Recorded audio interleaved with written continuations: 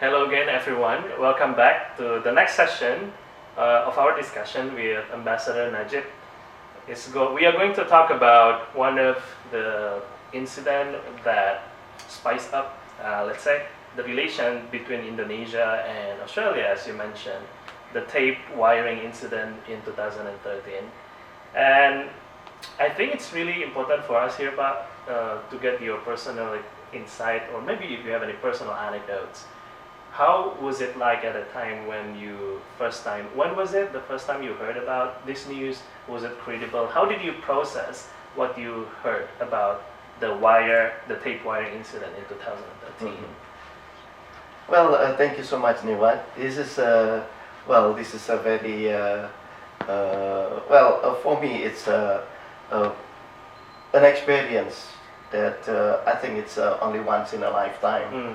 It's very early in the morning, in 19th of November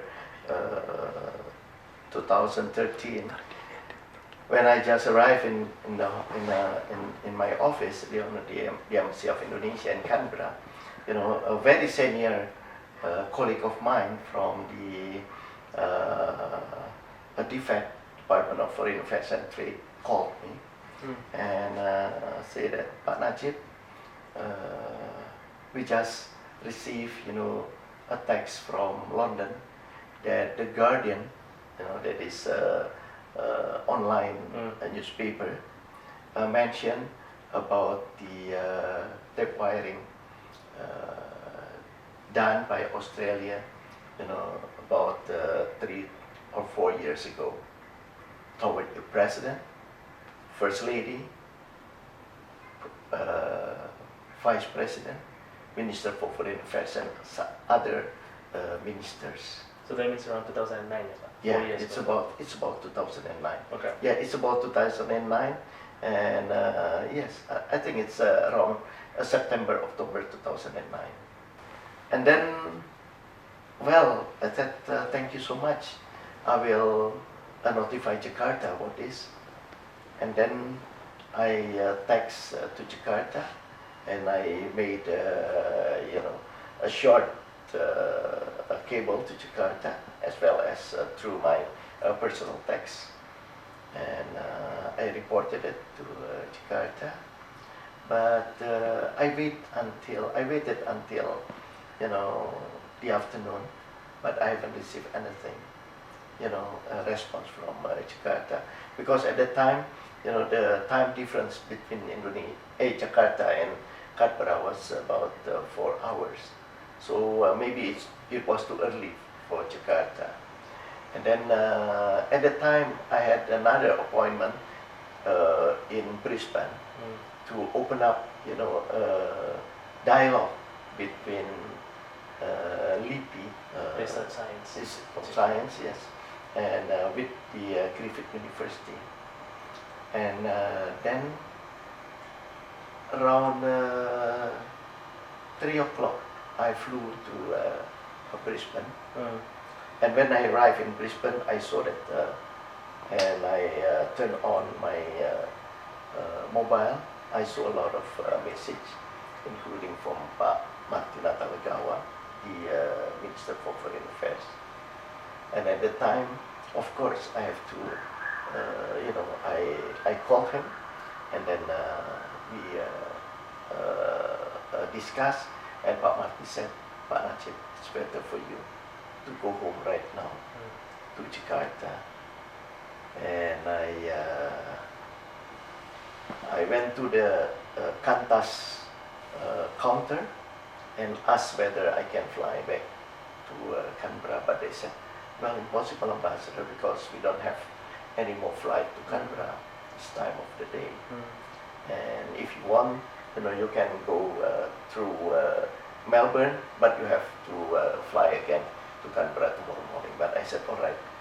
So the next morning, I flew back to Canberra, and then when I arrived in Canberra about 8 o'clock, about 50 to 60 journalists already there. They wanted to have my opinion about this, because it's already sparked up in so many online newspapers and magazines, and then they asked me, Ambassador, what should we do with this?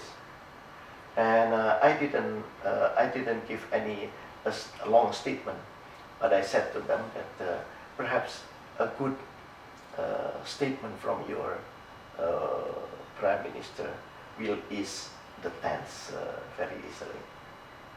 And then that is the only statement that I gave to the journalists at the time. And then when I arrived in my office, you know, a lot of journalists as well.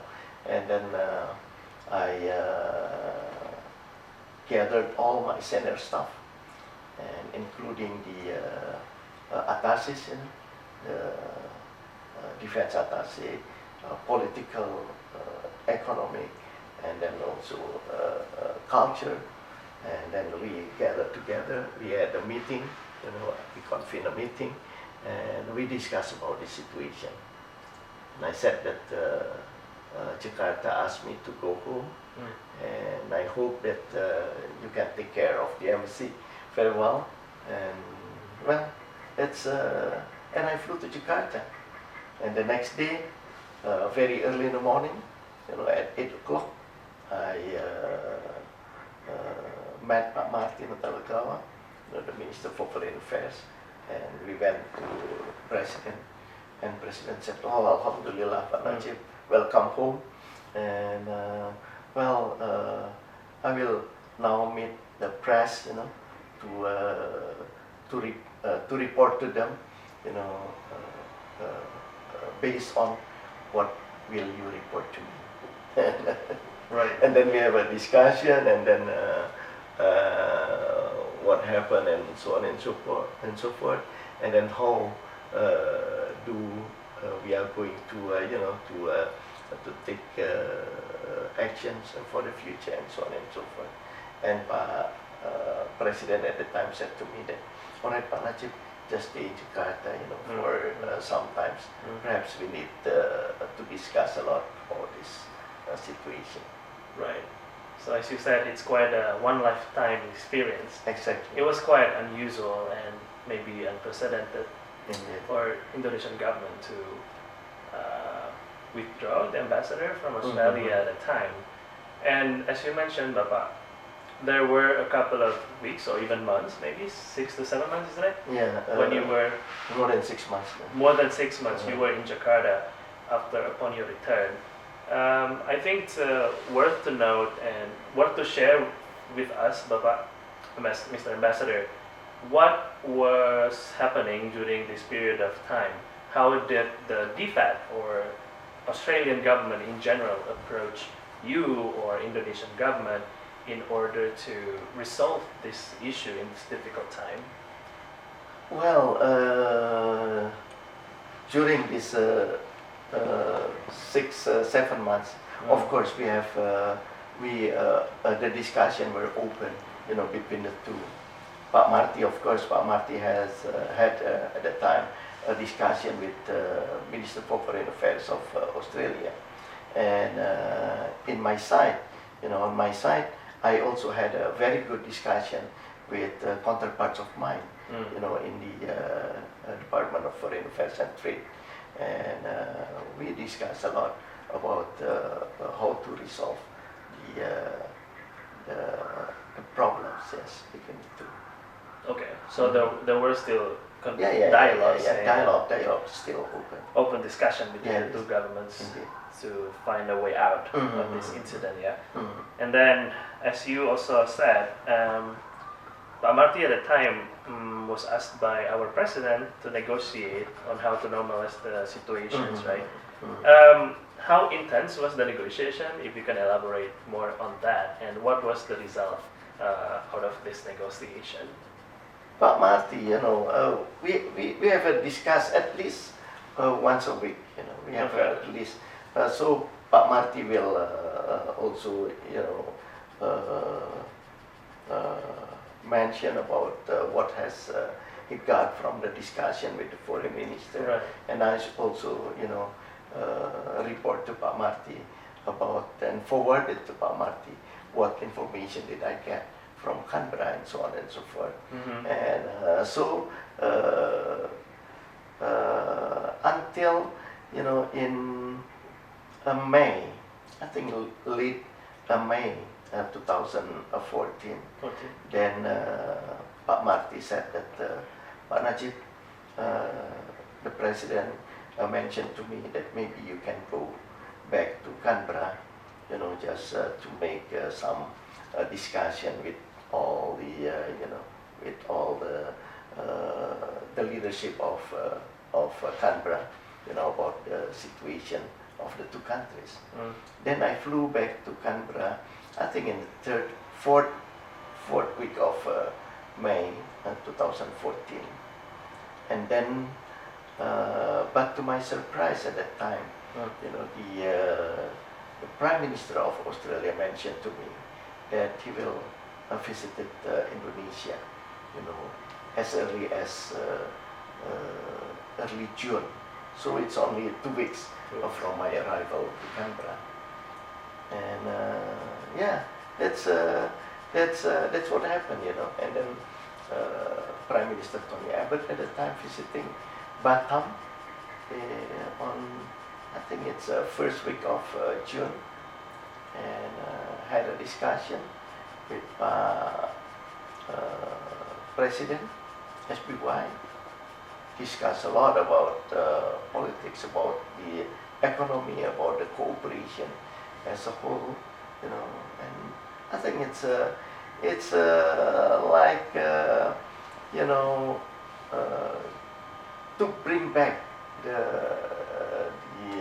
the atmosphere of friendship between the two. So there was indeed a good intention from the Australian side in order to normalize the situation. As you mentioned, Bapak, that Prime Minister Tony Abbotts at the time visited Indonesia only a few weeks after you returned to Canberra.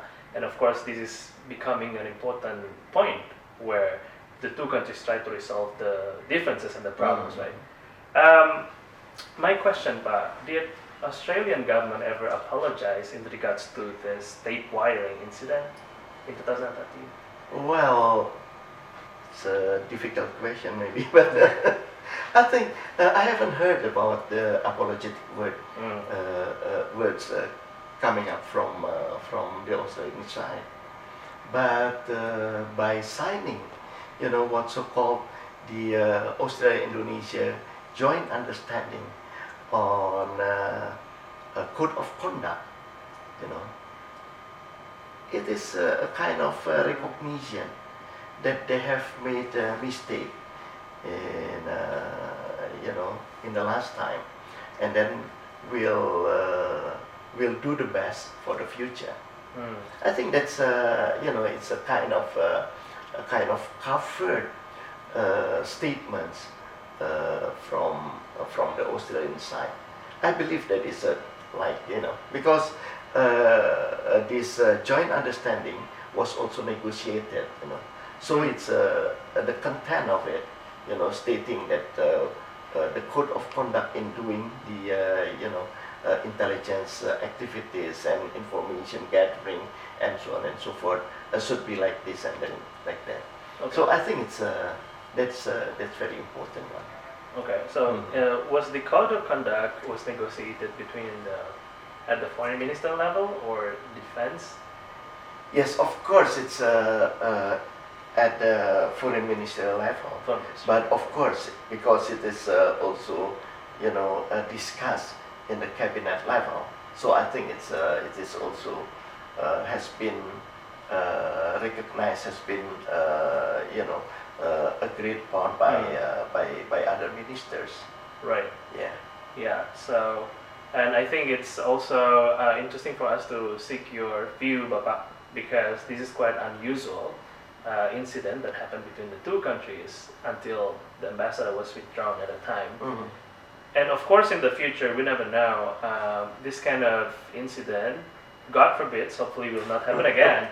But of course, you have navigated such a difficult time, and through with diplomatic maneuvers and some strategy to resolve the issue.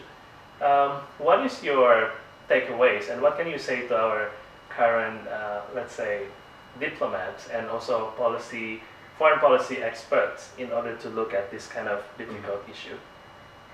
Well, Pak Newa, we, the intelligence activities of one country has been recognized from from long time ago.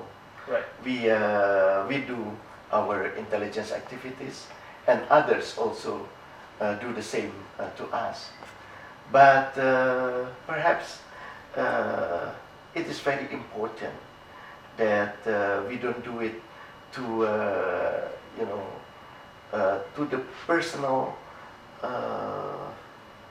to the private life of leaders. Like, for instance, at the time, it was First Lady of Indonesia was also tip wiring.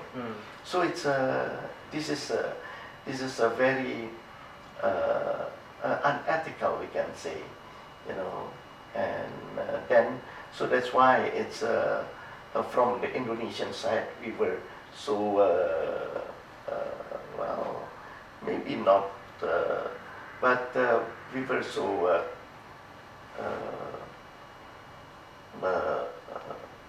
give a special response to this, because of this, because it's not only president, it's not only ministers, but it's also First Lady.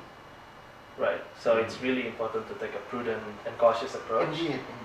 As much as, of course, intelligence and cooperation and information sharing is important. But as a foreign policy maker, it's important for us to take a note on this prudent approach in navigating the relationship between the two countries. Thank you very much for the insights, Bapak. We get a lot on this. Thank you very much. Thank you so much. Thank you.